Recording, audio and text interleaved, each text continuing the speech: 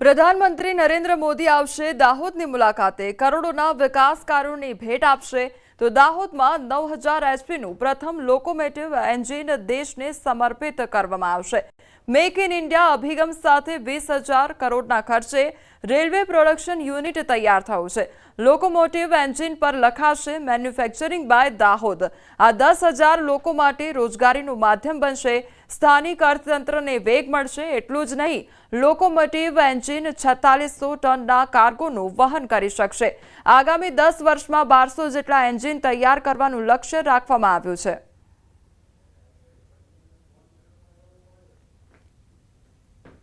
Railway की एक बहुत बड़ी परियोजना जो दाहोद के लिए है वो लोको मैन्युफैक्चरिंग फैक्ट्री, जिसे हम लोको मैन्युफैक्चरिंग शॉप भी कहते हैं, उसके तौर पे एक सौगात है दाहोद के लिए।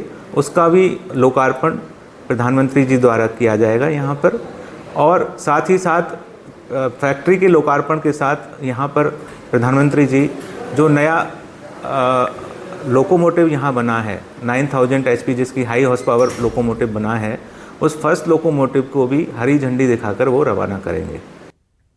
ऑपरेशन सिंदूर बाद प्रधानमंत्री प्रथमवार अमदावादની મુલાકાતે આવી રહ્યા છે।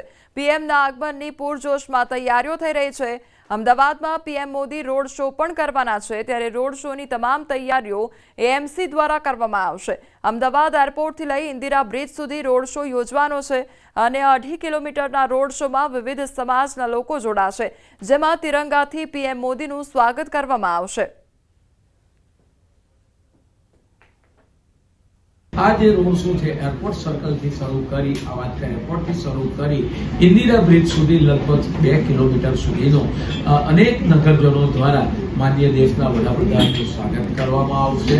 તદુપરાંત આપણે વાત કરીએ કે અલગ અલગ જે સમાજો છે મહાનગરની અંદર વસતા, એ સમાજો પણ દેશના વડાપ્રધાનનું સ્વાગત કરવા માટે ઉત્સુક છે। એ લોકો દ્વારા પણ ટેબલોનું નિર્માણ કરવામાં આવશે। અમદાવાદમાં વધી રહેલી આગની ઘટના અંગે મહત્વનો નિર્ણય લેવામાં આવ્યો છે। હવે અમદાવાદમાં 10 કિલોમીટરના અંતરે બનશે ફાયર સ્ટેશન। આગામી સમયમાં 10 કિલોમીટર અંતર ફાયર સ્ટેશન બનાવવાનું આયોજન કરવામાં આવ્યું છે। એમસી સ્ટેન્ડિંગ કમિટીમાં આગની ઘટના પર ચર્ચા થઈ હતી, જેમાં સ્ટેન્ડિંગ કમિટી ચેરમેને અધિકારીઓને આ આદેશ આપ્યા છે। હાલ 5 સ્ટેશન બની રહ્યા છે। હજુ વધુ ફાયર સ્ટેશન બનાવવા માટે આયોજન કરવામાં આવશે તેવું કહેવામાં આવ્યું છે।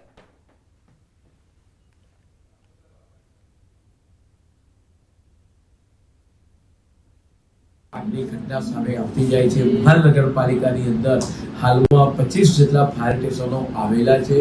10 કિલોમીટરની જરૂરિયાત પ્રમાણે આવનાર સમયગાળા દરમિયાન સરદારનગર એરિયા છે, તદુપરાંત સમગ્ર મહાનગરનો સર્વે કરી 10 કિલોમીટરના એરિયાની અંદર ફાયર સ્ટેશન બને અને ઝડપી સુવિધા મળે એ માટેનું આયોજનની નક્કર ચર્ચા કરવામાં આવી છે।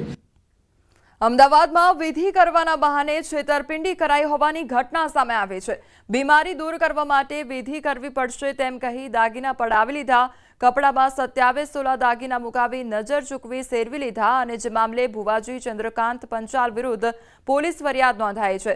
ઉલ્લેખનીય છે કે આ ભુવા સામે અગાઉ પણ માંડલ અને સોલામાં ફરિયાદ દાખલ થયેલી છે।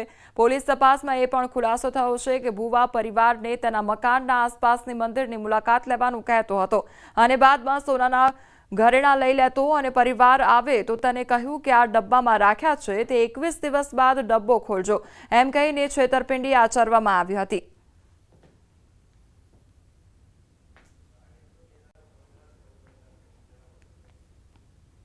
वो છે એ પોતે ફરિયાદી દ્વારા મતલબ જે વિધિઓ કરાવે છે તેમની પાસેથી સોનાના ઘરેણા જામીન ઉપર રાખે છે અને સોનાના ઘરેણા જામીન ઉપર રાખી પછી એમને પોટલીમાં બંધ કરી અને એ ડબ્બામાં અંદર પેક કરી અને પછી એવું કહે છે કે 21 દિવસ પછી તમારે આ ઘરેણા ખોલવાના છે।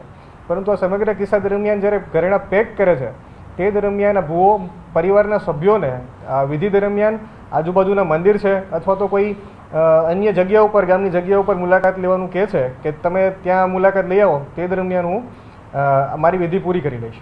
પરંતુ જ્યારે પરિવારના સભ્યો આવે છે ત્યારે આ ભુવો છે પોતાના સોનાના મતલબ ફરિયાદીઓના સોનાના ઘરેણા છે તે છેતરપિંડી દ્વારા સરકાઈ લે છે।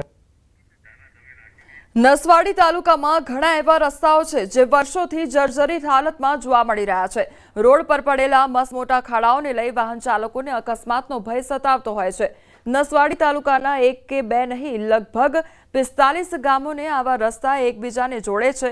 જો કે આ બાબત સરકારને ધ્યાને આવતા નસવાડી તાલુકાના 20 કરોડના ખર્ચે ડામર રસ્તાનું રીસર્ફેસિંગ કરવા માટે ગ્રાન્ટ ફાળવવામાં આવી અને છોટાઉદેપુર જિલ્લા પંચાયત માર્ગ મકાન વિભાગ દ્વારા ટેન્ડરો બહાર પાડવામાં આવ્યા હતા, પરંતુ હજી સુધી રોડની કામગીરી શરૂ કરવામાં નથી આવી। આ કામો 9 માસમાં પૂર્ણ કરી દેવામાં આવશે તેમ જણાવ્યા છતાં પણ હજુ પણ કામ ચાલુ કરવામાં નથી આવ્યું, ત્યારે આ કામગીરીને લઈ રાહદારીઓમાં રોષનો માહોલ જોવા મળી રહ્યો છે। પલાસની જોડતો રસ્તો છે। હાલત એટલે તમે જોઈ શકો છો કે આ નાની ગાડી લઈને આવવાની, અમારે આ ડીઝલનું કાર્બુ લઈને આવીએ છીએ, કેવી રીતના આવ્યા છે તે મારું મન જાણે છે। કઈ ટાઈમે સ્લીપ મારી જાય એનું કોઈ નક્કી નહીં એમ। અને આ કેટલા ટાઈમથી આ આવવાને વચ્ચે આ વચ્ચે ડોમરનો કંઈ પટ્ટીઓ પડી ગયેલી છે, હવે કઈ સાઈડે ચાલવું એ નહીં ખબર પડતી। 10 વર્ષથી થયો નથી હજી, એમાં કપચીને બધું ઉખડી ગયેલું છે, રસ્તો ખરાબ થઈ ગયેલો છે બહુ, એમાં આવવા જવા માટે તકલીફ થાય છે। મેન રસ્તો આ જ છે મોદલા ગામનો। ગાડીઓ વાહન જવા માટેની બહુ તકલીફ છે અને બહુ ભંગાર રસ્તો છે। રાત વાળો જવું હોય તો આપણે એના મોટા મોટા ખાડા પાર કરવું બહુ મુશ્કેલ છે, એટલા માટે જેમ બને વહેલો રસ્તો મંજૂર થઈ ગયો છે તો બની જાય તો સારું। હિરલબા જાડેજા વિરુદ્ધ અપહરણ, સાયબર ક્રાઇમ સહિત એક પછી એક ગુનાઓ નોંધાઈ રહ્યા છે। હિરલબા તેમજ 6 શખ્સો સામે ખોટી રીતે લોકોની જાણ બહાર બેંક એકાઉન્ટ બનાવી તેમાં સાયબર ફ્રોડના રૂપિયાની મોટી લેવડ દેવડનો ગુનો નોંધાયો છે। ત્યારે જૂનાગઢ જેલમાં રહેલ હિરલબા જાડેજા તથા હિતેશ ઓડેદરાની સાયબર ક્રાઇમ ગુના હેઠળ પોરબંદર પોલીસે ધરપકડ કરી છે અને તેઓને રિમાન્ડની માંગણી સાથે કોર્ટમાં રજૂ કરાતા કોર્ટે 2 દિવસના રિમાન્ડ મંજૂર કર્યા છે। જો કે પોલીસ કહી રહી છે કે આરોપીઓની સાયબર ક્રાઇમમાં આંતરરાષ્ટ્રીય કક્ષાએ સંડોવણી બહાર આવે તેવી શક્યતાઓ છે।